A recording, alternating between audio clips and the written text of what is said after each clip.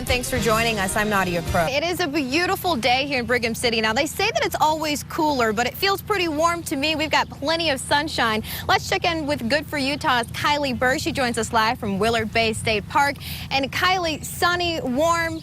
Could we ask for anything more? That's where we're finding out where a sheriff's deputy was shot on Main and Center Streets in Santa Quin. The officer was taken to a local hospital and is expected to survive. Now, police say the suspect fled the scene headed southbound on Interstate 15 between Mona and Nephi. And right now, both the northbound and southbound lanes of I-15 between mile markers 222 and 216 remain closed. Now, we were originally told the suspect was in custody, and now we're hearing the suspect is still at large. We are hanging out at Willow Park Zoo. We've been here all day. We've introduced you to some really cool animals, but right now we have Snake. Snake's name is Pig, and this is Jeannie. Jeannie, how did this snake get the name Pig? We do have breaking news to share with you this afternoon. This comes out of Fort Hood, Texas, where authorities say an active shooter is on the base. All personnel at Fort Hood have been asked to shelter in place. That basically means they have to stay wherever they are in their buildings, in their homes, and remain there until further notice. We're getting this information from Fort Hood's Twitter page, where we're finding updates. Local affiliates, TV stations in Fort Hood say that there have been multiple injuries, and we are working on finding out more information. Plus, we'll meet a family who knows all too well the cost of health care, the lessons they've learned from a horrible accident, and how you can help them heal. From Utah's first television station, ABC4 Utah's News at 4 starts now. Hello, and thanks for joining us. I'm Nadia Crow. And I'm Brian Carlson. Thanks, Glenn. And what a difference a day makes, right? Yesterday, we were basking in 75-degree weather with plenty of sunshine. It felt so good out there yesterday. And then today, it's a lot colder, it's wetter. I blame ABC for Utah's chief meteorologist, Jim Kosak. He told us this would happen. All right, so Jim, what's next? Thank you, Felicia. Unified Police need your help this afternoon to catch a bank robber. Just before 10:30 this morning, a man walked into the Key Bank at 19th West and 47th South. He walked up to a teller, demanded money, and then escaped on foot. Well, you're looking at a surveillance picture of that suspect. He's described as a 30-year-old white man, about 5 feet 11 inches tall. And as you can see, he was wearing a black hooded sweatshirt, black mask, and black pants. Anyone with information is asked to call police. Orem police continue investigating a string of armed robberies targeting Hispanic businesses in the area. The first robbery happened on February 27th at El Centro Market. On March 17th, the same pair were back again at the same place. One had a gun, the other was with what is believed to be a sawed-off shotgun. The two gunmen had similar slender builds. Then on March 24th at La Pequeñita, a third person came along and the robbery was more violent. The problem is that clerk was hit in the back of the head with a shotgun, but he is expected to be okay. Now, because of the escalating violence, police want to get the two robbers off the street. So if you have any information, you're asked to call Orem Police. Glad to know he's alive, but it's a good reminder to wear your seatbelt. Absolutely, and his daughter was able to learn that tough life lesson there. Yeah. Still ahead, we take a closer look at some incredible video of a massive fire at a building under construction in Houston. Not just a fire, but a daring rescue. Find out what local firefighters recommend you do if you ever find yourself in a similar situation. First, here's awesome news that we get to have the wet weather because we desperately need it. But if you're looking for a tremendously warm spring like the last 2 years, you're going to be SOL, huh? We're going to have to wait a little longer, yeah. I'm just pushing forward to Saturday. That's okay, the only thing on that forecast. Saturday's really nice. It's going to be a good one. All right, the weekend's still good. Thanks, Jim. Well, let's take a look at video of an amazing rescue from a fire at an apartment complex under construction in Houston. Oh, thank Jesus. Ooh, you just watched it there, a daring rescue as that building started to collapse. But those kinds of situations are something firefighters sign up for every day. Joining us now to give us some perspective and some tips if you should ever find yourself in a similar situation is Assistant Chief of the Salt Lake City Fire Department, Gary McCarty. Thanks for being here today. Thanks for having us, Nadia. What goes through your mind? I mean, we just watched this rescue. It looks like everything's going to be okay, and then that building just comes crashing down. Well, it's a pretty sobering image, but it's something that we have to be prepared for every day, in the fire service. So you have all these little firefighters, right, when they grow up. What do you tell rookies who first sign up and they're all excited? What do you tell them about the realities of this job? We spend 12 weeks working with them, really, trying to get them into the mindset of the nature of the job, the dangers involved, but also how to mitigate a lot of those hazards. So they're going to face those no matter what. You try to give them the tools to do it the right way. What kind of a mindset do you have to be a firefighter to know that at any moment you could get that call right now and have to go out to a situation like that? Well, it starts first thing in the day as soon as you show up for duty. You check your equipment, you meet with your crew members. There's a lot of camaraderie in the station, so a lot of what you're doing is as a crew. That crew think and mentality of how we're going to work together to help people out. We just saw this very large fire off of 5th South in downtown Salt Lake not too long ago. I mean, massive flames just engulfing the entire building. What did you have to do when you and the whole crew went out there to try to tackle this fire? And we're taking a look at it right now on our screen. Well, yes, the 5th South fire is actually pretty similar to what we saw in Houston today. Building under construction, and if you think of that as a tinder pile just waiting to burn, because there's no obstructions to the advance of the fire. So it moves very rapidly, and so we have to get into position very quickly, make some decisions, and deal with it. Not a lot of time to think. No, not at all, but you guys are doing a great job of doing that. Got that fire under control as quickly as possible. No one was inside that building on 5th South in downtown Salt Lake like we saw in Houston. What if somebody were in there? If somebody is stuck in a house that's on fire, a building, what would you tell them to do? First thing I'd recommend is that try and stay calm. I know it's difficult, but you need to put as many obstacles between you and the fire as possible. So close doors, get to a safe location as best you can, and then also get to a location where you can let the fire department know where you're at, whether it's hanging a white sheet out a window or getting cell phone coverage, because it'll help us get in there. And as you see, there's not a lot of time that we have to effect a rescue. You guys do these controlled burns, you do a lot of training. Just how hot is it and how hard is it to breathe in that kind of a situation? Well, it gets very hot. It can get too hot to actually function. And so that's an indicator to us that we may have gotten ourselves somewhere where we don't belong. But it takes a lot of training and a lot of teamwork to deal with those conditions. So hopefully we don't end up in those situations, but you said it, try to stay calm and think on your feet. Yep, stay calm, put some barriers between you and the fire, and let the fire department know where you're at. Awesome. Assistant Chief Gary McCarty, thanks for joining us today. Thank you. Brian, back to you. The first guest judge on this season of Dancing with the Stars will be a familiar face to ABC fans, Robin Roberts. Roberts made the announcement this morning on Good Morning America. She said she's taking the gig seriously and will head to the West Coast early in order to study the dancers. Her episode will air Monday night right here on ABC4 Utah. Julianne Hough and Ricky Martin are also slated to take turns in the judges' seats this season. Gwyneth Paltrow and Coldplay frontman Chris Martin have called it quits. They announced a split yesterday afternoon on Paltrow's website, Goop, calling it a, quote, conscious uncoupling. Since the post, the immense traffic on the site has slowed it down and at times even caused a server error. The couple has been together for 10 years and has 2 children, Apple and Moses. A lot of people. Coming up, Secret Service agents are taken off the job after one of them is found drunk in Amsterdam. Yeah, next at 4:30, we'll have the latest on the most recent. Good afternoon, I'm Brian Carlson. And I'm Nadia Crow. The Secret Service is under fire again after an agent was found drunk in a hotel in the Netherlands, just ahead of President Obama's arrival. 3 agents were sent back to the U.S. under no-tolerance policies the agency put in place after the Columbia prostitution scandal in 2012. ABC's Karen Travers has more from Washington. And while President Barack Obama continues his European tour, his support back here at home may be slipping. According to a new CNN poll, only 43% of Americans approve of how he's handling his job as president. That's down from 48% this time last year. But his rating is still higher than President George W. Bush's was at this point in his second term.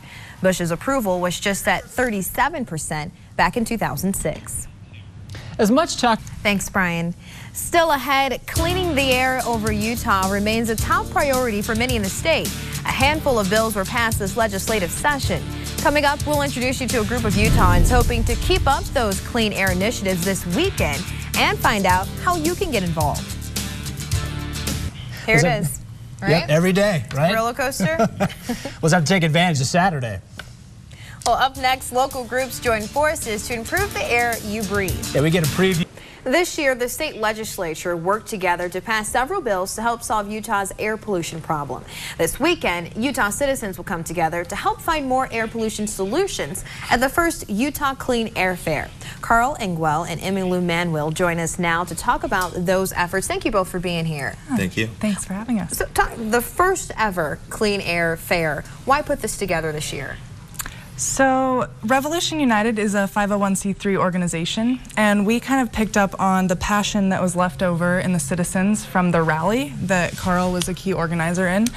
And so we held an idea silo, which is a collective brainstorm where the community comes together to provide solutions, and we thought it was a viable enough solution that we could push forward. And it's in March so that we don't lose the steam with the fresh spring air out, you know, because the inversion's gone, so it's hard to like keep it on people's minds. Right. We just wrapped up the legislative session. I think it was 60 plus bills that were proposed of clean air initiatives. Carl, you spent a lot of time up on Capitol Hill. What did you see and what did you hope would have happened this year? Well, there were actually 27 bills during the legislative session that touched on air quality, and a good deal of those passed, and a good deal of those didn't pass. Obviously, you can't really pass them all. Right. You know, we kind of came out of it with mixed feelings. We were a little disappointed that some of the better bills, in our opinion, didn't pass through the legislature. But that's not to say that the ones that did pass weren't good and won't have meaningful effects. Sounds like some progress was made through this legislative session. You want to keep that momentum going. What happens at this weekend's fair? Well, we've partnered about 50 organizations or more to kind of come together and provide their different solutions that people can take away and kind of use and implement into their lives, whether that is, you know, moving towards buying a clean energy vehicle, or learning how to fix your bike better so that you can ride it around, or, you know, there's lots of different people that will be there in different businesses that are for-profit and non-profit organizations that can provide information and solutions to people. And there will also be just like fun activities as well. The Leonardo is sponsoring with Breathe Utah to kind of sponsor the kid activity area. So this will be kind of a family-friendly event so that everyone's who comes out will have something to take away from this. Definitely, yeah. And we're going to have live music and art show as well, and kind of rotating keynote speakers that are different sectors of the community. So. What do you want people to take away from this? What do you hope the long-term effect will be after the fair this weekend? We hope that people will continue to think about the air all through the year, not just, you know, in January and February when it's horrible, you know, when you can visibly see that it's dangerous to go outside. Right. So keep that message and keep pushing throughout those summer months. Tell us when and where the fair is if people want to check it out. Yeah, so it's this Saturday at the Salt Lake City Public Library Plaza, so just downtown Salt Lake. You can ride tracks to the event. There'll be a valet provided by the Salt Lake City Bicycle Collective. Great. So we promote those forms of transportation. Perfect. Emmylou, Carl, thank you so much for joining us. Thanks again. Thanks. And thanks for watching Forward 4. News at 5 is next. Plus, another fire in Utah County gets a couple of kids in trouble. Why they burned their own playground to the ground. Hello, and thanks for joining us. I'm Nadia Crow. And I'm Brian Carlson. Thank you, Jason. And another fire, this one in Spanish Fork, though, puts a sibling duo in the middle of what could have been a very dangerous mess. A young brother and sister are accused of setting flames to their elementary playground. And now they have to answer to police. ABC for Utah's Kim Johnson is outside Park Elementary in Spanish Fork with a look at the damage. A Utah teenager remains in critical condition after slamming his car into a house. It happened last night at 5th North and Redwood Road in Salt Lake City.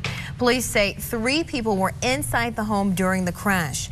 No one inside the home was injured, but the driver is now at a Salt Lake area hospital. The crash is under investigation. Frustration continues to mount in the case against a fired West Valley police officer. Sean Cowley was fired by the city for his involvement in the shooting death of Danielle Willard. He appealed his termination, but today the appeal hearing was postponed for the 3rd time to give city attorneys more time to evaluate Cowley's records. Willard's mother expressed her frustration from flying in from Washington just to attend. Willard's mother says she wants to make sure he doesn't get his job back. Cowley, on the other hand, claims the city used him as a scapegoat to save its reputation after Willard's death. The commission will now have to set a new date for Cowley's next appeal hearing. Police. Turning to weather now, yesterday afternoon packed a punch, but today is much more mild.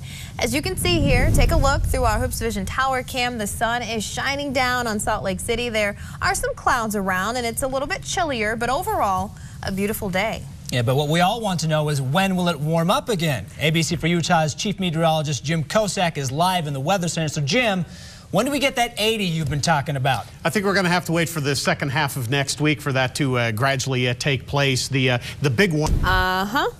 A new product could present a new threat on the drug front. It's called alcohol, a powdered alcohol that up until recently was approved by the federal government.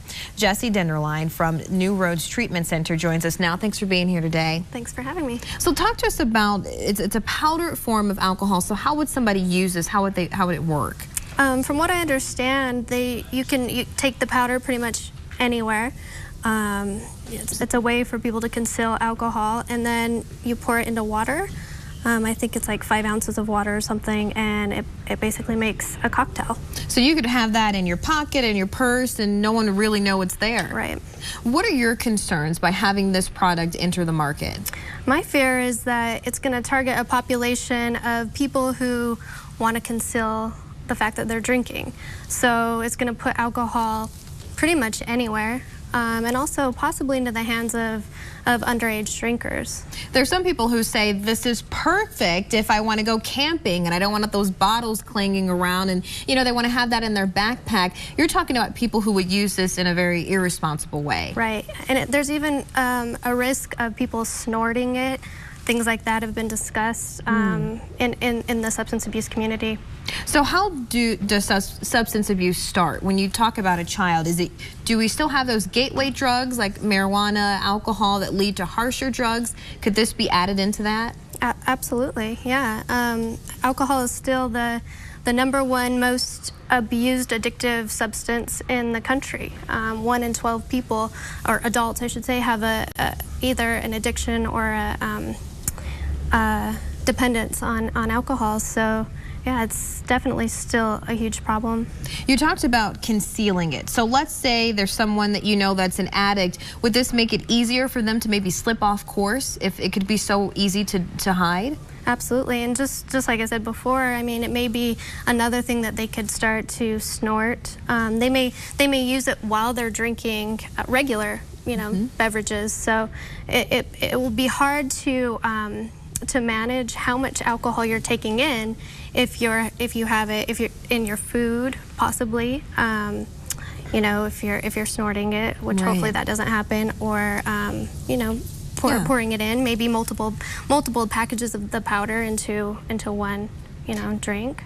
You're obviously not in support of this product. Would you support more regulation, state, city laws, going in and saying you can't have this product or it needs to be labeled, or do you think that's coming down the pipeline? I think there's a lot of resistance to this product, and I've read some articles today that said it was an error by the FDA that it was approved, which I don't know if, I don't know if that's true or not, but I think that there'll be a lot of resistance. I know Mothers Against Drunk Drivers and, a lot of other organizations are really afraid of what could happen with this sort of product. Well, we'll have to keep our eye on that. Jesse, thanks for joining us today. Thank you. Brian, back to you. Thank you, Nadia.